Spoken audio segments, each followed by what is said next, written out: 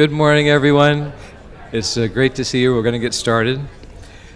Once again, I'm Mike Bruno. I'm the organizer, and I wanted to give you a little orientation to the program. And welcome to Hershey. Those of you who haven't been here before, it's the sweetest place on earth. It's one of the best kept secrets if you haven't been here. I think the entire state of New Jersey comes for Hershey Park every summer. So if you're not from New Jersey, you might not know that. We've got a great program. We're going to start with Dr. Pearl and Dr. Parker and Dr. Brady this morning before our first break. And I wanted to point out a couple of things.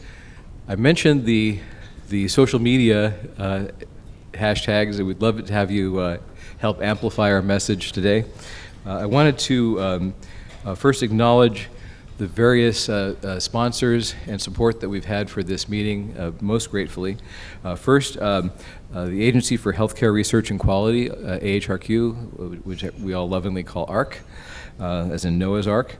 And funding for this conference was made possible in part by Grant R13 HS 303 50-01 from the Agency for Healthcare Research and Quality, ARC. The views expressed in written conference materials or publications and by speakers and moderators do not necessarily reflect the official policies of the Department of Health and Human Services, nor does mention of trade names, commercial practices, or organizations imply endorsement by the U.S. government. Thank you very much. But we really appreciate the support from ARC and for giving them the grant that made this conference possible. Other people who made this conference possible, very generous sponsorship from my employer, Penn State Health. Penn State Health operates a string of hospitals in this area and clinics and is a universally all-embracing, comprehensive healthcare system, including the massive academic medical center, which you probably saw, the Milton S. Hershey Medical Center, the flagship, which has been here since 1967 and is the home of the Penn State College of Medicine. And Penn State Health also includes a number of other hospitals which go from Reading and Lancaster to the West Shore and on the whole region. They are a generous sponsor of us. We've also been sponsored by the Department of Radiology at Penn State Health. Again, my immediate employer. Our immediate past chairman, Dr. Mosher, is here. I didn't see our current chairman, but I thank her very much for the generous support of this meeting. The Department of Emergency Medicine at Penn State Health is also a generous sponsor, and Dr. Susan Promise, the chair, is here, and we're very grateful for the support. We received sponsorship from the Society for Medical Image Perception, and Dr. Krupinski is their president. You'll be hearing from her later.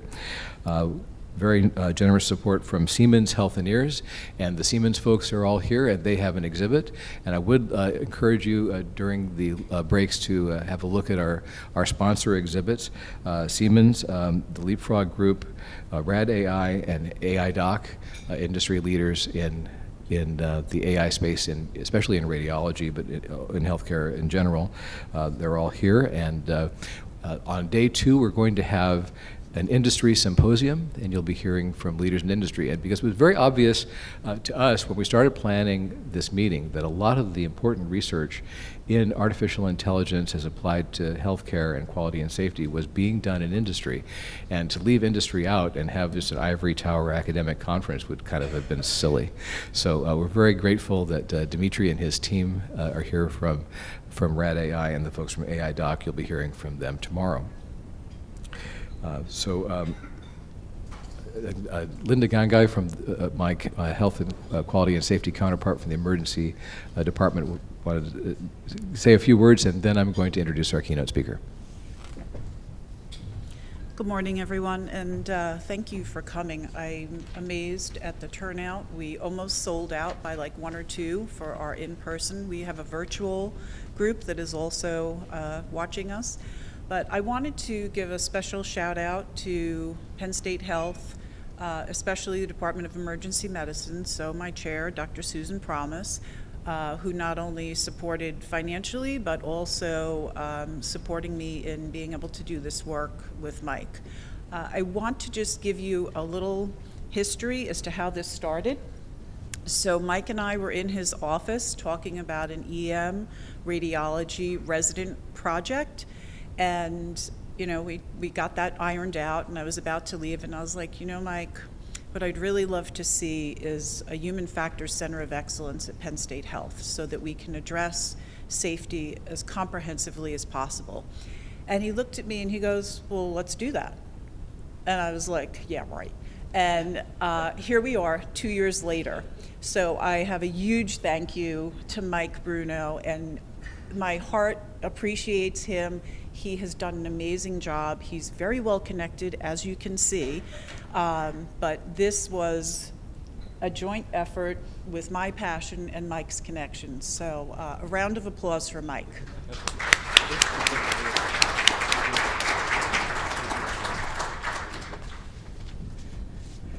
Thanks so much. I paid her for that.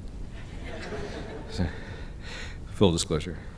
But yes, Linda and I had been talking that day about why so many of our quality and safety improvements weren't sticking. That we would fix a process and we would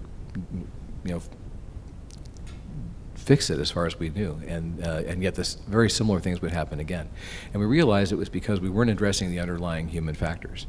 And so this conference is going to address the issue of systems engineering, human factors engineering, the socio-technical aspects of quality and safety, and how artificial intelligence fits into that. Right before this meeting, we had a 2-day think tank with researchers from engineering and science and quality and safety and artificial intelligence and healthcare, and we put them all in a small room for 16 hours. Yeah, it was warm, for 16 hours. And we'll be sharing some of the output of that later in the conference. And that research summit is going to also generate a white paper that you'll be able to read later. I will say that there is going to be some enduring materials that come out of this besides the publications that we're going to write. The recordings from the talk will be made available to all of you. It'll probably take a couple of weeks. So you'll have those and relevant papers and things all on our meeting website. So you'll be apprised of that all by email when it's ready. And I'm sure there are more things that I meant to tell you that I've forgotten, and I'll remember later and tell you later. So, but I'd like to now take a moment to introduce someone who probably doesn't need much introduction.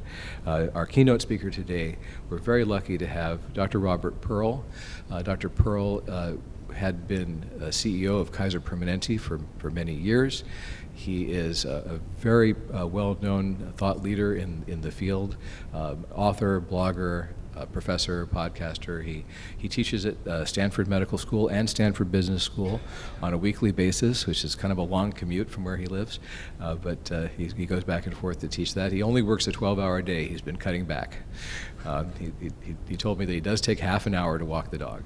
So, but other than that, he's working most of his waking hours. He's the author of the best-selling book, ChatGPT MD, and he's going to be talking to us about aligning the human and technological factors in healthcare. And this is really the essence of why we're doing this conference is to bring forward the idea of how human-centered artificial intelligence, human AI, can have a dramatic positive impact on our patients, the quality and safety of their care, and healthcare delivery, access, all those things, but only if we get it right. If we get the human AI dyad right, we will have tremendous benefits. If we don't get it right, I don't think we will. So it's time to start thinking about that. Dr. Robert Pearl, thank you.